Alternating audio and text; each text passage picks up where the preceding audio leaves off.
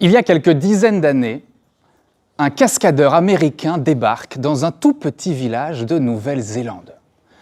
Et dans ce village, il y a des ados, il y a des enfants qui ne connaissent pas encore Internet. Et donc, il le voit débarquer, ce cascadeur, et il va rapidement devenir leur héros. Ben ouais, il met sa main en feu, sans se brûler, il dévale les escaliers, sans se faire mal. Et puis, clou du spectacle, ce cascadeur, il va monter 3 étages, il va monter un bâtiment de 3 étages, et il va placer une planche de bois entre 2 bâtiments. À ce moment-là, il y a les enfants, les ados qui sont en bas, qui le regardent, moitié apeurés pour sa vie et moitié excités. Et là, le cascadeur, il commence à marcher. Et pour lui, c'est facile. Et donc, il avance. Et puis, il termine en trottinant. Les enfants, les élèves sont complètement abasourdis. Alors, le cascadeur redescend avec sa planche et il voit leur émerveillement. Il voit à quel point c'était impressionnant pour ses enfants. Il prend sa planche, il la pose au sol et il leur dit « Allez-y les enfants, marchez sur cette planche ». Et là, tous les gosses, à la queue leu-leu, facile, tranquille, ils la traversent.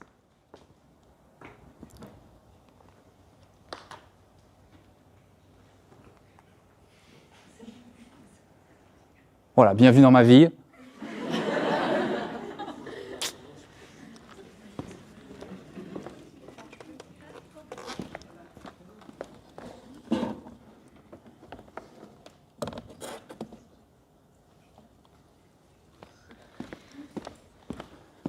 Sans aucune difficulté, ces enfants traversent la planche. Et là, il leur dit un truc qu'ils n'oublieraient jamais. C'est pas la planche qui compte, c'est votre perception de ce qu'il y a autour, c'est votre perception du contexte. Et en prise de parole, c'est la même chose. Je suis sûr, vous vous rappelez, à un moment dans votre vie, au coin d'un bar, à discuter avec votre meilleur ami, lui raconter vos 400 coups, votre dernière anecdote, et là, il y a des gestes, il y a de l'émotion, il y a une voix élevée, vous êtes tranquille, il n'y a aucun stress, vous êtes des putains de communicants. Mais en fait, dès que le contexte change, dès que vous pensez être à 3 étages du sol, dès que vous pensez que les gens sont là, vous regardent, sont méchants, vont vous juger, et là, tous les outils, vous les oubliez.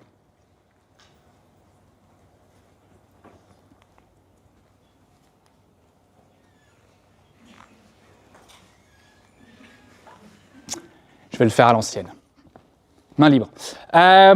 Bonjour à tous. Je m'appelle Amael Werber, je ne suis pas un expert en technologie, mais bien en prise de parole. J'ai créé Tacotac il y a quelques années, un organisme qui forme et qui donne des coachings en prise de parole. J'accompagne notamment ma thèse en 180 secondes, le fameux concours auquel vous vous inscrirez toutes et tous à la fin de cette conférence, je l'espère.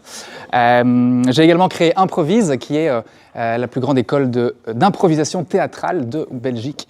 Voilà, petit moment flex. Et j'ai donné cours à l'Université de Liège pendant 10 ans, cours d'anglais. C'était déjà dans une autre vie. Et cette planche, elle me parle. Parce qu'en tant que coach, en tant que formateur, je me suis posé la question, mais du coup, comment je forme les gens ? Comment j'aide les gens à gagner en impact, en sérénité, lors d'une prise de parole en public ? Est-ce que je travaille sur la planche ? Est-ce que je travaille sur la technique ? Est-ce que je me dis, à cause du stress, en fait, inconsciemment, ils oublient de parler fort, ils oublient de bouger leurs mains, ils oublient toutes ces techniques-là ? Ou bien, est-ce que je travaille sur le mindset, sur votre perception de ce qui vous entoure, sur le fait que vous allez considérer que dès que des gens vous regardent, eh ben, il y a de l'enjeu, un enjeu énorme. Et j'ai toujours pas la réponse. Du coup,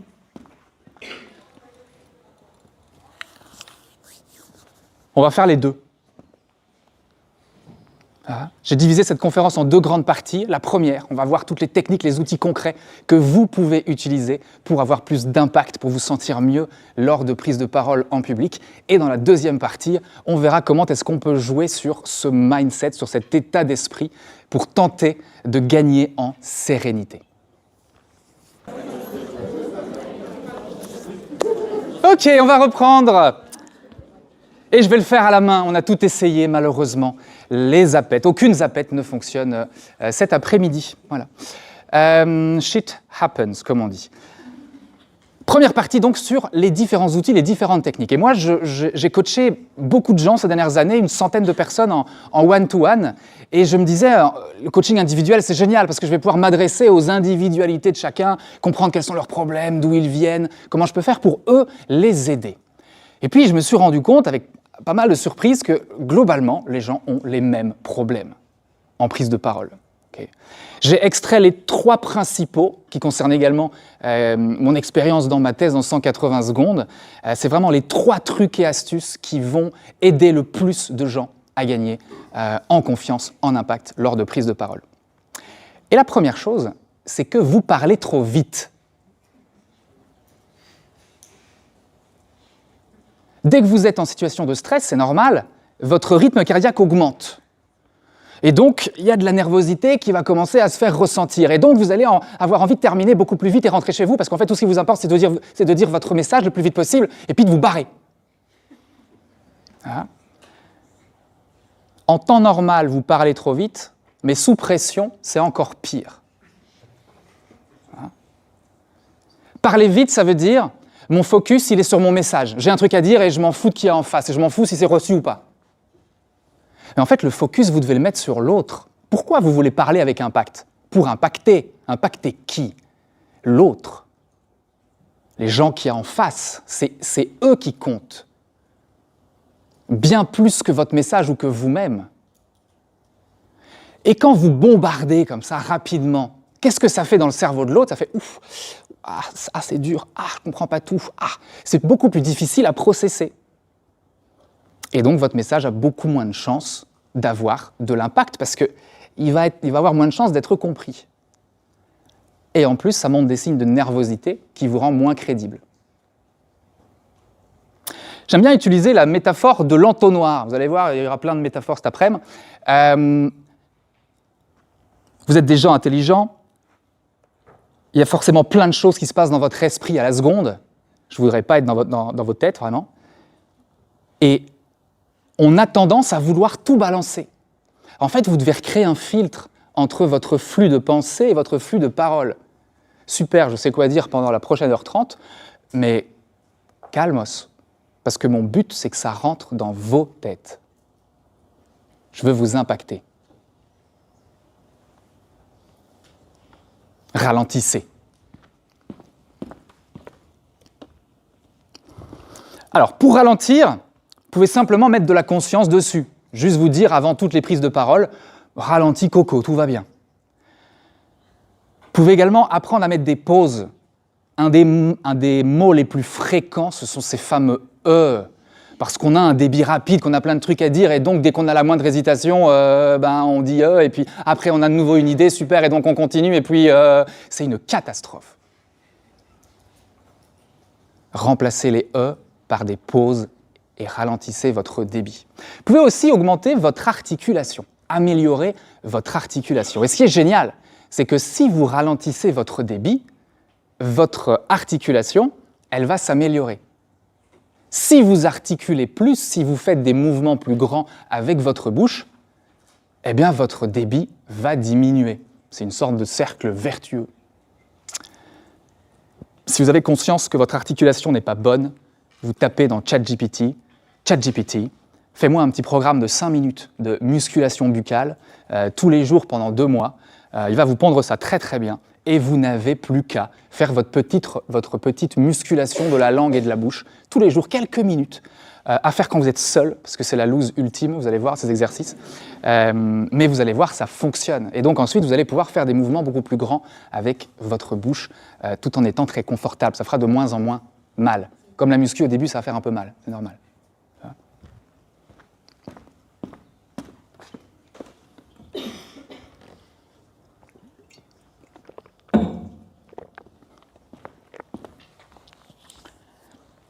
Le deuxième problème, c'est que les gens, globalement, manquent d'énergie. On dit souvent en prise de parole, « be as big as the room ». Hein? Adaptez-vous à la pièce. On ne parle pas de la même façon. Là, je vais rentrer tout à l'heure, je vais voir un pote. Si je lui parle comme je vous parle maintenant, il va me dire « Mais calme-toi. T'as pris de la coke ?» Okay. Et si moi je suis là et que je vous parle là maintenant comme je vais lui parler tout à l'heure, vous allez vous dire « Encore 40 minutes. Oh là là. » Okay. Be as big as the room. On adapte notre niveau d'énergie à la pièce, aux gens qui sont dedans, au nombre de personnes.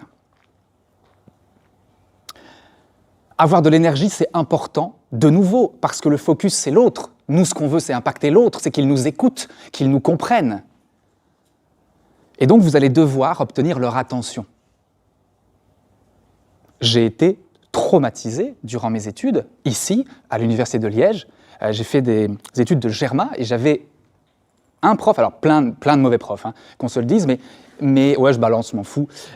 Mais un prof de néerlandais, je tairai son nom, littérature néerlandaise, il y a moyen de le retrouver peut-être.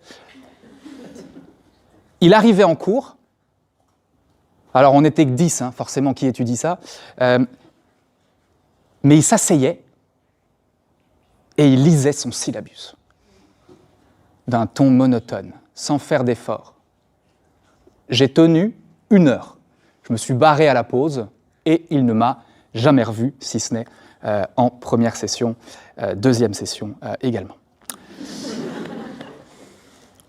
Bref, prenez soin de votre audience. C'est ça, monter son énergie, c'est prendre soin de l'autre.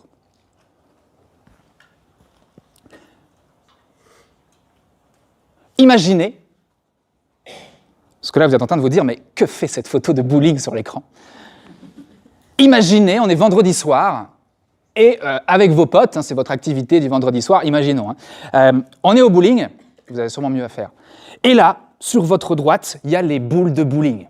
Vous allez la sélectionner en vous disant « Ah, trop léger, trop lourd, mes doigts rentrent pas dedans, ah super, elle, je l'aime, elle va me permettre de briller ce soir. » Devant vous, la piste. Il y a tous vos potes qui vous regardent, évidemment, car on ne va pas au bowling seul. Ce serait la loose aussi. Prenez un peu d'élan. Vous visualisez le strike. Vous vous élancez, et là, vous lancez votre boule. Et là, le temps s'arrête. Vous rentrez en connexion avec cette boule. Elle va très, très, très lentement. C'est extrêmement bizarre, comme si le temps s'était arrêté. Et là, elle se dirige vers le centre. Mais juste avant la fin, parce que vous n'êtes pas si bon que ça au bowling, hein, elle se dirige vers la rigole. Et là, vous voyez la catastrophe arriver. Et là, qu'est-ce que vous faites ?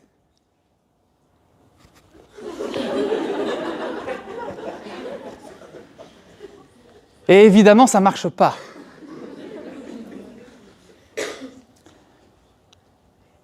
Jouer au bowling, c'est comme l'énergie en prise de parole. Elle ne va pas apparaître en plein milieu. Elle dépend du tout début. Les 15 premières secondes d'une prise de parole, c'est les pires. Okay ? Surtout quand la zapette ne marche pas. Et donc, il faut mettre les chances de votre côté. Okay ? C'est vraiment à ce moment-là que votre rythme cardiaque va être plus élevé que les 15 minutes qui suivent. Donc, justement, forcez-vous à ralentir, surtout dans les 15 premières secondes. Vous avez vu tout à l'heure ici, vous avez peut-être dit, mais qu'est-ce qu'il attend ? J'ai vraiment pris mon temps avant de commencer. Okay, prenez le temps. Ça aide à faire redescendre un peu la pression. Et deuxième chose, l'énergie, c'est comme cette boule. Il y a une sorte de force d'inertie qui fait qu'une fois que c'est lancé, c'est trop tard. Démarrez avec une énergie haute, car il est très rare que si vous ne le fassiez pas, elle apparaisse plus tard.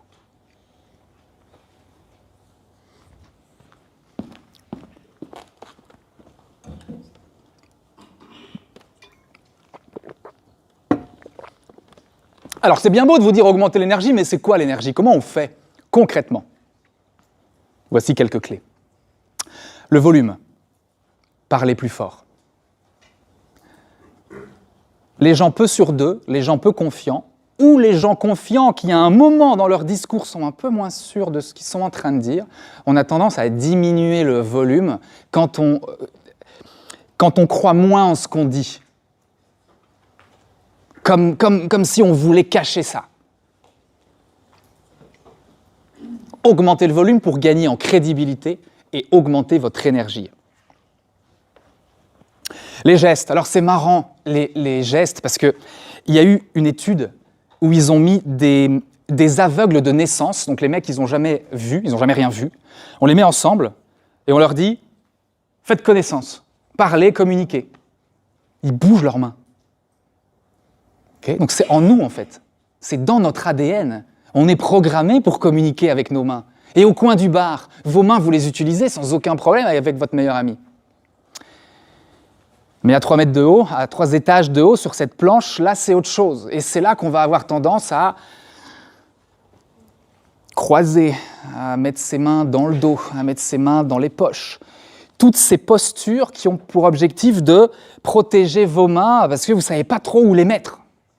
Okay. La posture de base, c'est les mains le long du corps, tranquille. Et puis, dès que vous parviendrez à être suffisamment à l'aise, les mains, elles vont bouger toutes seules. En général, les mains, elles bougent dans une petite boîte qui se trouve ici, en dessous du menton, jusqu'au nombril. Alors, si vous faites des gestes un peu en dessous, c'est bizarre. Okay. Au-dessus, ça peut marcher parfois, mais c'est des gestes beaucoup plus marqués. Donc n'en faites pas trop, sinon ce sera bizarre aussi. De nouveau, c'est un peu trop facile de vous dire « détendez-vous, comme ça les gestes arriveront tout de suite ». C'est pour ça que j'aime aussi la technique. C'est que la technique peut nous aider à retrouver la confiance et que ce n'est pas seulement la confiance qui amènera la technique. Avant un discours, quand vous commencez n'importe quelle prise de parole devant un groupe, forcez-vous à mettre les mains à hauteur entre le nombril et la poitrine, plus ou moins, paume vers le public, comme pour dire bienvenue, tous dans mes bras. Okay, je suis content d'être là. Hein? Commencez là, et en général, si on commence là, elles ne vont pas finir là. Le regard. Regardez les gens que vous voulez impacter. Si vous voulez transmettre un truc, dire un truc, convaincre, séduire, toute forme de communication, vous devez regarder les gens dans les yeux. Et quand vous avez un large panel comme ici, on essaye au maximum de balayer. Alors je ne vous vois pas trop parce que j'ai les lumières dans la gueule, mais essayez de donner votre regard à un maximum de gens.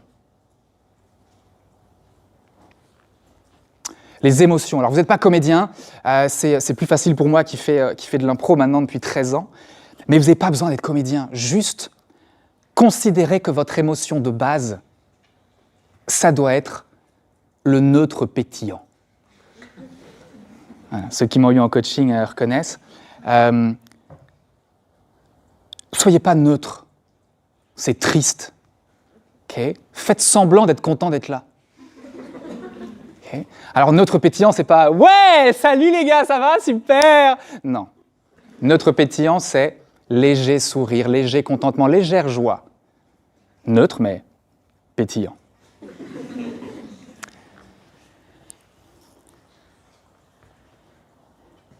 Mais tout ça ne serait rien sans être capable d'amener de la variation dans ces outils, que ce soit le débit de parole ou bien tous ces trucs et astuces pour augmenter votre énergie.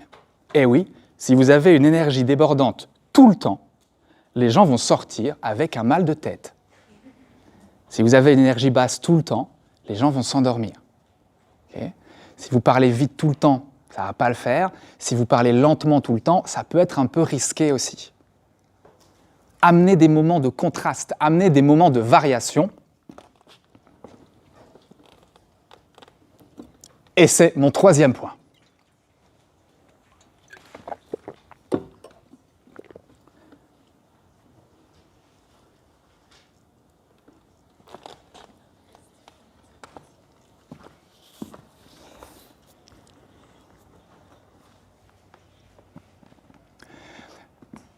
Aujourd'hui, nous allons parler des avantages de faire de l'exercice régulièrement. Il est important de rester actif pour maintenir une bonne santé. Malheureusement, beaucoup de gens négligent l'exercice à cause de leur emploi du temps chargé ou par manque de motivation. Pourtant, l'exercice aide à réduire le stress et à améliorer l'humeur. De plus, il renforce le système immunitaire et augmente l'énergie quotidienne. En intégrant l'exercice dans votre routine, vous pouvez améliorer significativement votre qualité de vie.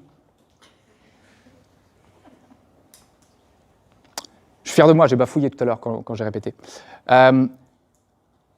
Voilà, alors j'ai exagéré un peu, mais voilà comment les gens parlent. en situation de stress. Okay. Trop vite et sans aucune variation. C'est juste, tiens, bouffe ça. Démerde-toi.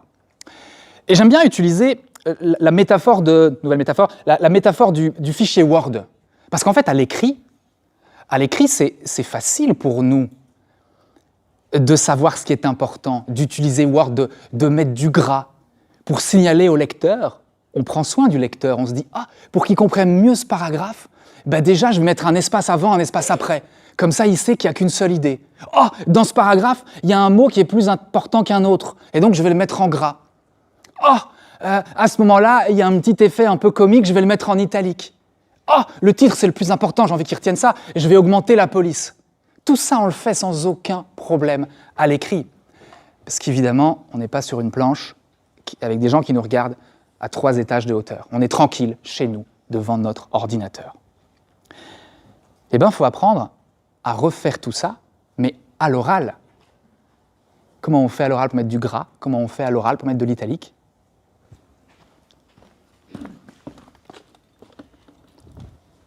En utilisant les clés de variation de débit et de variation des différentes sous-clés d'énergie. Aujourd'hui, nous allons parler des avantages de faire de l'exercice régulièrement. Il est important de rester actif pour maintenir une bonne santé. Malheureusement, beaucoup de gens négligent l'exercice à cause de leur emploi du temps chargé ou bien par manque de motivation. Et pourtant, l'exercice aide à réduire le stress et à améliorer l'humeur. De plus, il renforce le système immunitaire et augmente l'énergie quotidienne. En intégrant l'exercice dans votre routine, vous pouvez améliorer significativement votre qualité de vie. Du gris pour le moment un peu plus sombre, du jaune pour un peu plus de joie et de positivité, du gras pour un ralentissement extrême, une surarticulation pour bien montrer ce mot-là, il est important, etc., etc., etc. Utilisez l'énergie et votre débit, mais variez pour ne plus endormir votre auditoire et puis surtout pour montrer quels sont les moments importants. De nouveau, en faisant ça, vous prenez soin de vos interlocuteurs en leur facilitant la compréhension de ce que vous dites. Quand vous regardez un film et qu'il y a une musique, n'importe quoi, et que la musique change tout d'un coup, ça devient une musique un peu plus rythmée, un peu moins rythmée, et bien là vous vous dites « Ah putain, il va se passer un truc ». Okay. En prise de parole, c'est la même chose. Vous pouvez créer ce même genre d'effet en plaçant des pauses, en accélérant, en ralentissant, en augmentant le volume, en descendant le volume. La variation.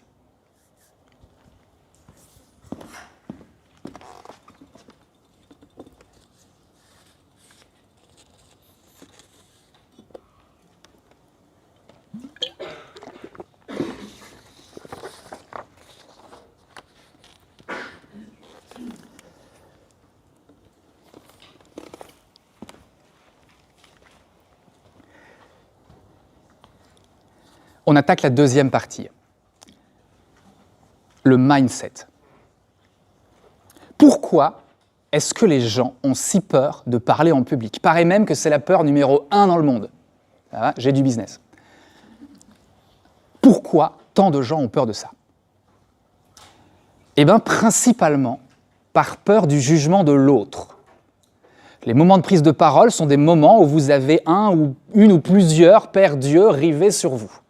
Et donc c'est là qu'on se dit, il y a un risque de lose ultime. Je risque de perdre la face. C'est ce qu'on appelle les incidents de face. Ça a été théorisé par Erving Goffman. Si je ne dis pas de bêtises, n'hésitez pas à taper son nom, c'est un travail captivant. Et il a théorisé ces incidents qui peuvent avoir lieu quand on est en public et qui ont un risque de vous faire perdre la face. La raison pour laquelle j'ose être là, devant vous, 150 aujourd'hui, la raison pour laquelle j'ai suffisamment de confiance que pour le faire, c'est pas parce que je connais mon texte par cœur. C'est faux. C'est pas parce que je suis ultra compétent dans ce domaine, le meilleur coach de Belgique. Absolument pas. En fait, c'est très peu lié à mon niveau de compétence. C'est surtout lié au fait que peu importe ce qui arrive, peu importe les incidents de face, je sais que je vais 99 fois sur 100 pouvoir les gérer. Et si je ne les gère pas, je sais que je m'en voudrais pas de l'avoir fait et de m'être planté. Et ça, c'est le mindset idéal à avoir quand vous prenez la parole en public.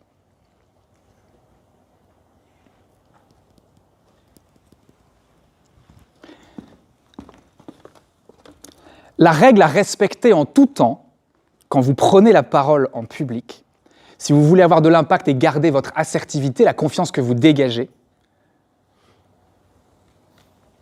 c'est never break character. Ne sortez jamais du personnage que vous êtes en train de créer. Parce que quand vous montez sur scène, ou même quand vous parlez devant 5-10 personnes, vous n'êtes pas exactement vous-même. Vous êtes une version améliorée de vous-même, une version qui fait attention à ce qu'elle dit, une version qui parle un peu plus fort, peu importe. Une autre version de vous-même. Eh bien, ce personnage, on va essayer de ne jamais le briser, de ne jamais en sortir. Pourquoi ? Parce que notre objectif va être, quoi qu'il arrive, de donner l'illusion que tout a été prévu. Quoi qu'il arrive. Prenons cette zapette de merde, j'ose le dire. Si je m'arrête à ça, si je me laisse impacter par ça, si je montre, mon Dieu, mais c'était pas prévu, mais comment je vais faire ? Okay. Tentez au maximum de donner l'illusion que ça fait presque partie du show. Hein ?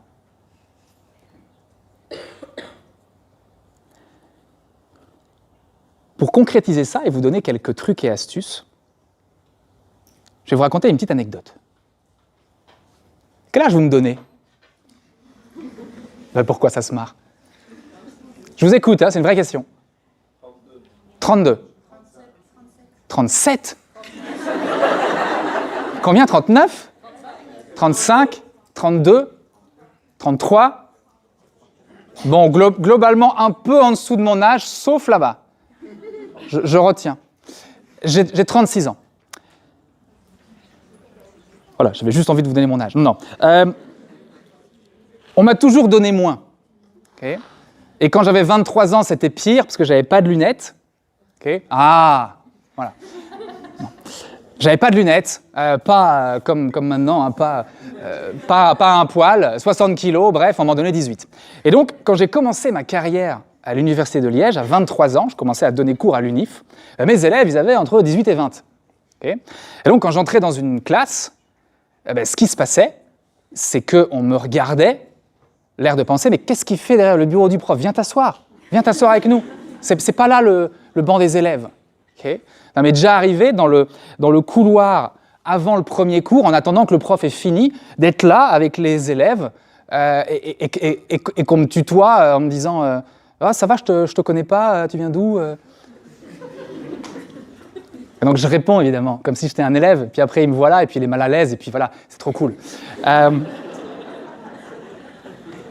Bref, à 23 ans, je cherchais des moyens de quand même créer un minimum de barrière entre eux et moi pour avoir un minimum de respect. Je n'étais pas très sûr de moi, début de carrière, pas facile.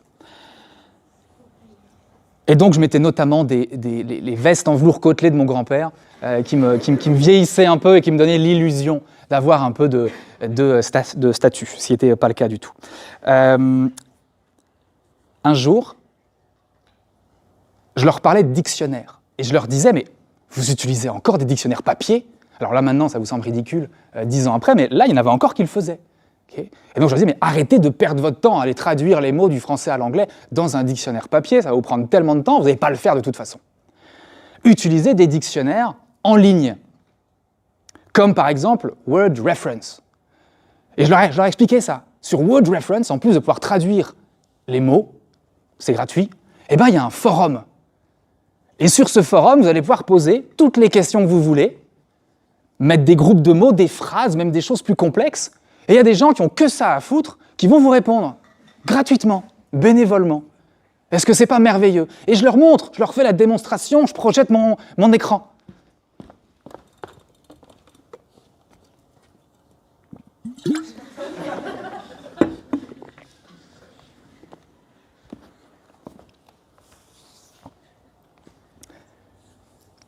Et là, il y a un élève qui lève la main et qui me dit « Monsieur, c'est vous, Sherminator ?»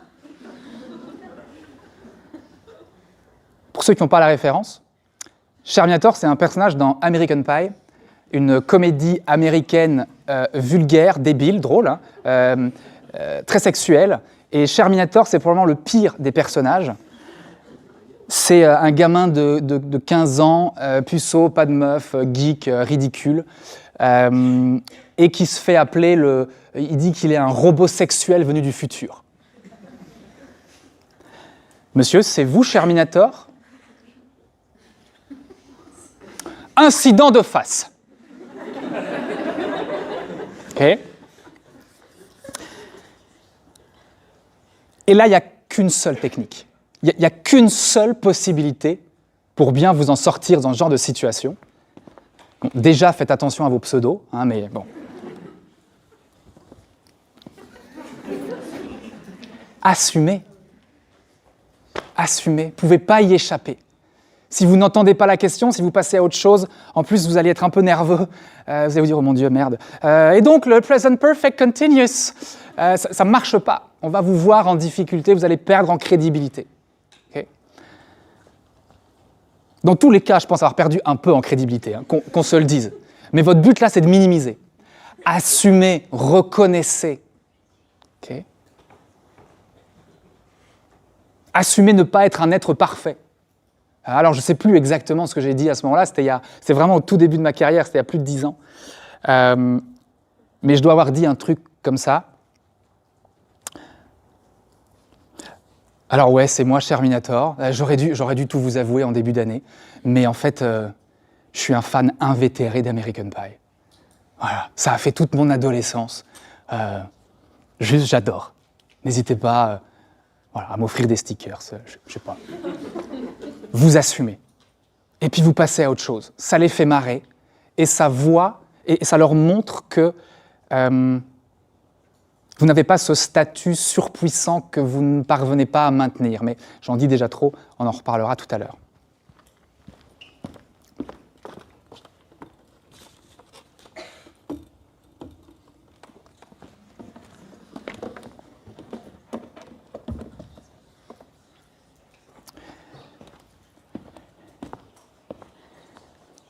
Assumer, première technique. Deux autres techniques vont nous être démontrées par Philippe Boxo. Je regardais YouTube par hasard, je tombe sur Legend, chaîne YouTube assez récente qui montre des légendes, en gros des gens très expérimentés dans leur domaine, voire très connus. Et Philippe Boxo, j'imagine qu'ici, j'espère, il est connu dans toute la francophonie, ce serait con que les gens ici ne le connaissent pas parce qu'il vient d'ici. Au cas où vous ne le connaissez pas, en deux mots, c'est un éminent prof de criminaux, de médecine légale, c'est un médecin légiste également, et il a percé, je ne sais pas trop comment, il y a quelques années sur les réseaux, il est vraiment connu partout. Et il est de Liège, voilà. Et il est là. Non, pas du tout, pas du tout.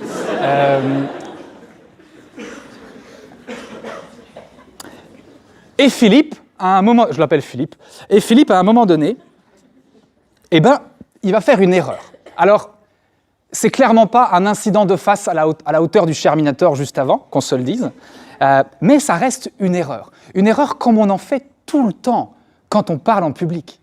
J'en ai déjà fait plein. Okay. Je vous montre.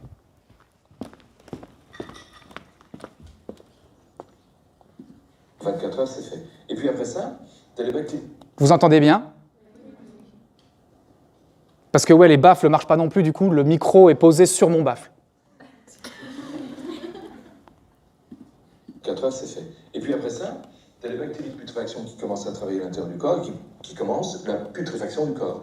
Donc le corps se met à gonfler, il devient vert noir, c'est pas beau, il commence à puer aussi très, très beaucoup. 24 heures. Il commence à puer très beaucoup. vous rappelle que c'est un éminent intellectuel qui vient de parler comme un gosse de 6 ans et demi. OK. Alors là, il y a 2 solutions. OK. Soit vous vous laissez impacter par ça. Vous cassez votre personnage. You break the character. OK. Et qu'est-ce que vous faites? Vous dites, ah, pardon. Je viens d'utiliser 2 adverbes intensifieurs et on ne peut pas faire ça. Donc, je retire ce que j'ai dit. C'est juste très, en fait.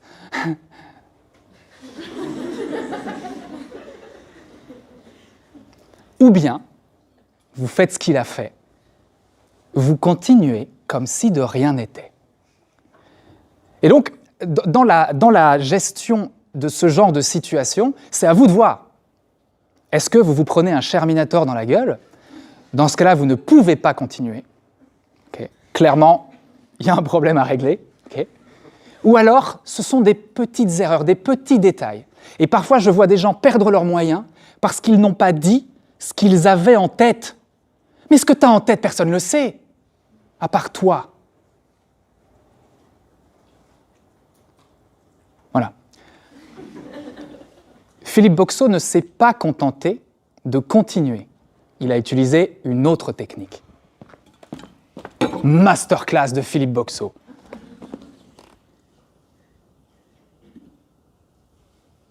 Puis après ça, tu as les bactéries de putréfaction qui commencent à travailler à l'intérieur du corps, qui commencent la putréfaction du corps.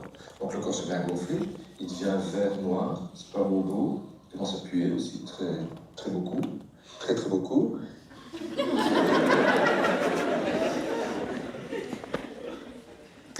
C'est énorme, hein.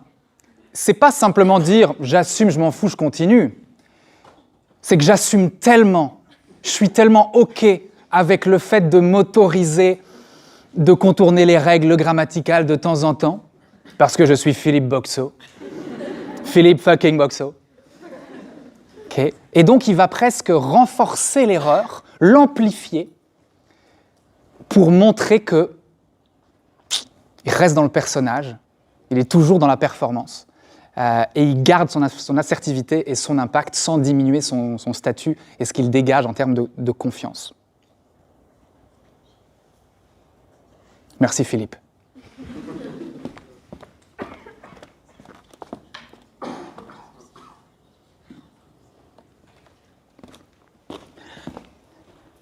Tout ça me fait penser à la fable de Jean de La Fontaine, le chêne et le roseau.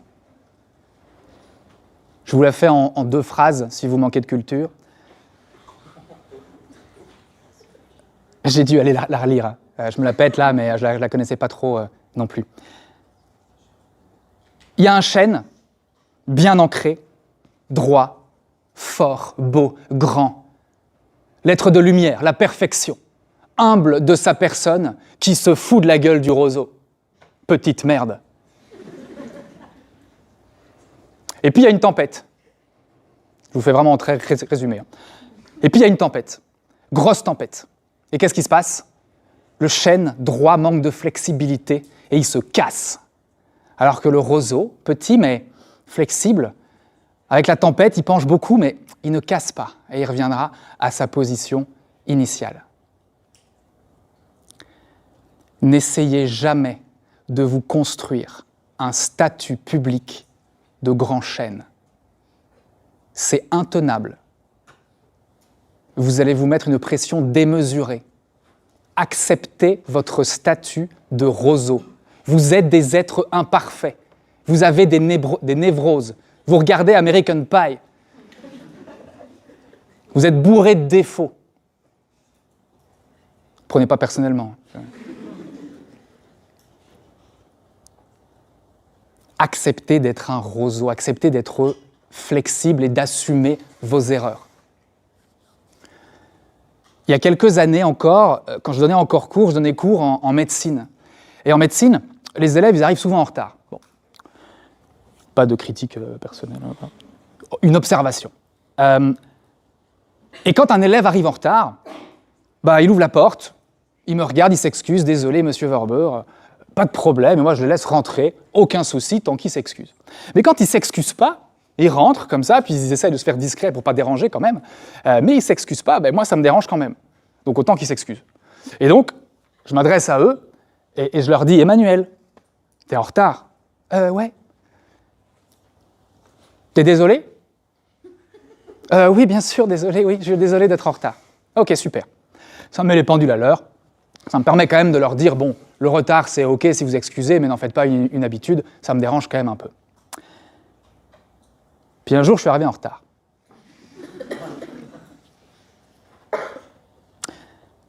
J'ouvre la porte. 5-10 minutes après le cours, je referme, je me dirige vers mon bureau, et avant d'avoir pu atteindre mon bureau, il y a un gars, appelons-le Kevin, qui me dit « Monsieur, vous êtes en retard. » Deux solutions. Le chêne. Pardon, Kevin ? Qu'est-ce que tu viens de dire à l'autorité suprême ? C'est la dernière fois que tu me manques de respect en classe. Okay ? Si ça se reproduit, tu sors et je ne voudrais plus jamais te revoir. C'est compris ? Le chêne pose problème, parce que déjà, dans cette situation-là, en tout cas, vous passez pour un connard. Et surtout, ça montre que vous n'êtes pas capable de reconnaître vos erreurs. Ça vous rend beaucoup moins sympathique, beaucoup moins digne de confiance.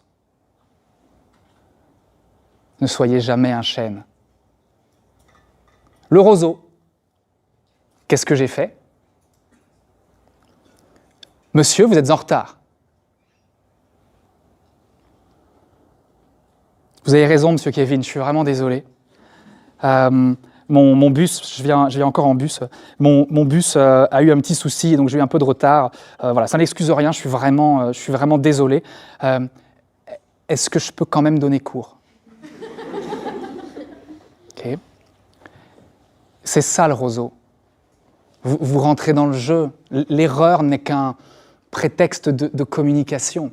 Assumez, utilisez un peu d'humour.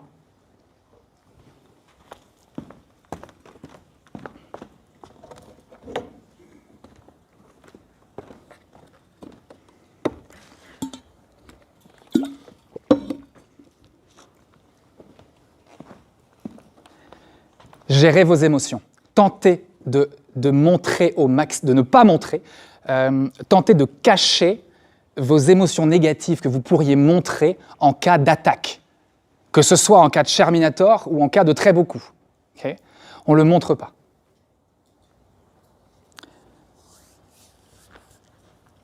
Assumez. Dites oui, c'est moi. Oui, j'ai fait une erreur. Voilà. Continuez. Donnez l'illusion que tout a été prévu. Ne vous arrêtez pas si la situation ne le nécessite pas. Et utilisez notamment la technique d'amplification de l'erreur. C'est une autre forme d'autodérision qui vous permettra d'avoir de l'humour, de rebondir. Et ça va renvoyer comme signal au public, à votre public, que vous êtes un roseau, vous êtes flexible, vous êtes capable de vous remettre de n'importe quoi. J'ai un client qui est...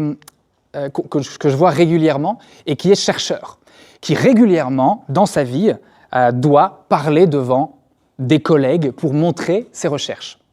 Et lui, sa phobie, c'est pas de présenter le PowerPoint qu'il a préparé avant pour montrer ses dernières recherches. Sa phobie, ce sont ses incidents de face. Sa phobie, c'est que quelqu'un lui pose une question à laquelle il ne sait pas répondre. Sa phobie, c'est que quelqu'un dans le public, plus âgé, plus compétent, plus expérimenté, lui dise « Jeune homme, sur votre dia numéro 4, le petit point rouge en dessous, c'est faux. Et voici la preuve scientifique A, B et C pour le prouver. » Comment on fait ? Comment on gère ça ? C'est une vraie question.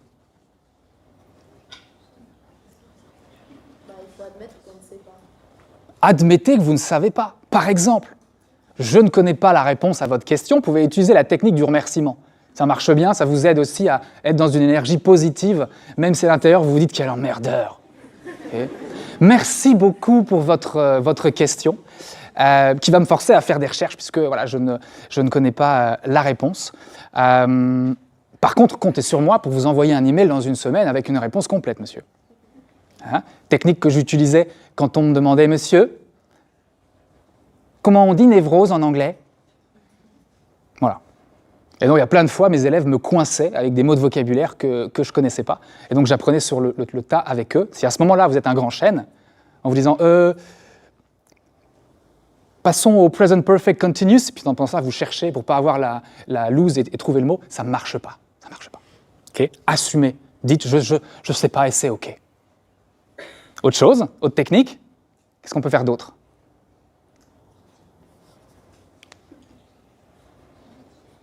Ouais. Demander au public. Renvoyer la question au public, pourquoi pas? OK. Super. Si on utilise ces techniques-là, qu'est-ce qu'on peut faire?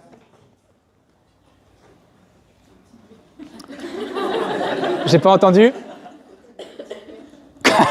Continuez. Je ne vous entends pas. Non, vous ne pouvez pas continuer. Ça, c'est plutôt une Sherminator. Hein. Si on vous dit concrètement, là sur votre dia, ça c'est faux. Ouais. Assumez. Reconnaissez, pas seulement que vous ne savez pas, mais reconnaissez que vous avez fait une erreur. Okay? Vous avez raison. Merci, heureusement que vous êtes là. Okay? De nouveau, on a tendance, quand on est jeune travailleur, probablement jeune chercheur, vous allez côtoyer des gens qui sont dans le milieu depuis 30 ans, qui ont des statuts supérieurs, qui gagnent plus, qui sont plus loin intellectuellement probablement. Et donc, on a tendance à se dire, il faut que je sois au niveau. Mais non, t'es qu'un roseau. C'est OK de montrer des failles et de l'imperfection, surtout face à des gens qui ont 30 ans d'expérience.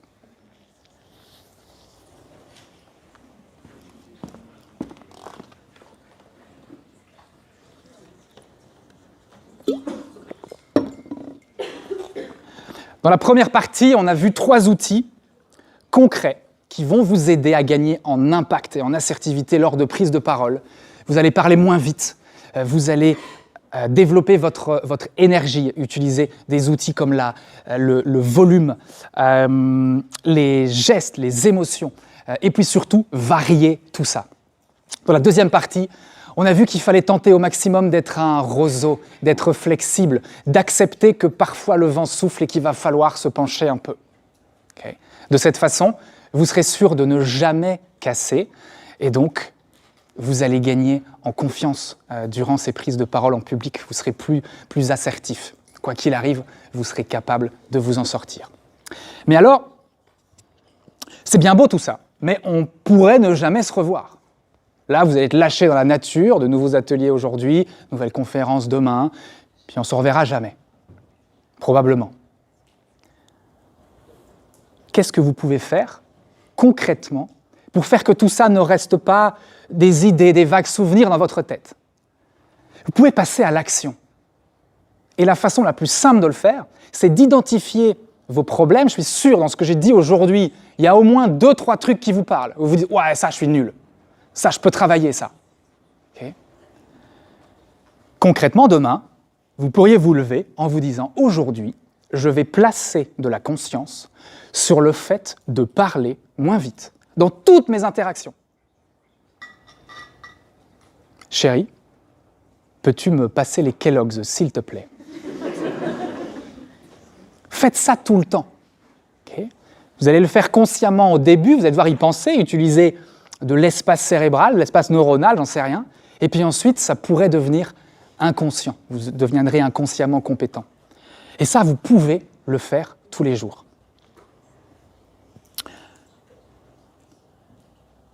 La chose la plus importante, c'est que vous devez pratiquer. La plupart des gens qui viennent me voir avec des presque phobies de prendre la parole, c'est parce qu'ils ne sont pas assez exposés à la prise de parole. Ça a été un évitement depuis qu'ils sont jeunes, et donc c'est quelque chose qui leur fait peur parce qu'ils ne connaissent pas, ou ils ont eu une mauvaise expérience et ils n'ont jamais retenté derrière. Parlez, prenez la parole. Si vous êtes quelqu'un d'un peu réservé, vous pouvez commencer bas, vous pouvez commencer simple, juste à table avec vos parents, vous vous levez et vous dites « je vais faire un toast ». Alors ils vont vous regarder en disant mais qu'est-ce qui te prend? Mais faites-le, commencez par là. Construisez votre escalier de challenge. Commencez cool. Okay. Là, je suis en train de donner une formation de prise de parole en public et un des challenges d'une des personnes cette semaine, c'était d'aller place Cathédrale sur la fontaine et de crier « Est-ce que quelqu'un aurait du feu ?» Okay. Peut-être c'est une chouette marche pour vous, ça. Ou pas. Hein. Okay. Vous pouvez vous construire votre escalier. Apprendre la prise de parole, développer ses compétences en prise de parole, c'est comme apprendre à surfer. La petite différence, c'est que quand vous apprenez à surfer, il n'y a pas 150 personnes qui vous regardent. Okay. Mais ce qui se passe, c'est que vous tombez de la planche. C'est inévitable. Les erreurs en prise de parole, elles sont inévitables. Les petits coups de loose, c'est inévitable. Mais ça fait partie de l'apprentissage. Alors maintenant, vous êtes des roseaux. Okay. Vous allez tomber de la planche, évidemment. Petit coup de vent. Ouais.